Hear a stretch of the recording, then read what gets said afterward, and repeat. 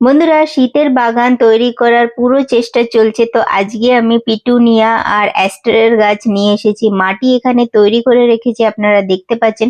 পেছনে একটা টব দেখতে পাচ্ছেন, সেটা কিন্তু গাছগুলো তৈরি হয়ে গেছে অনেকটাই। তো পিটুনিয়ার যে গাছ, 7খানা গাছ আমি 60 টাকাতে পেয়েছি। খুবই ছোট্ট সাইজ, জানি না বাঁচাতে পারবো কিনা, তবুও আমি পুরো চেষ্টা করব এগুলোকে বাঁচানোর। এইভাবে বসিয়ে রেখে দিচ্ছি। কিছুদিন পর একটু আস্তে আস্তে বড় হলে তখন করব প্রতিস্থাপন, এখন করলে হয়তো মারা যেতে পারে।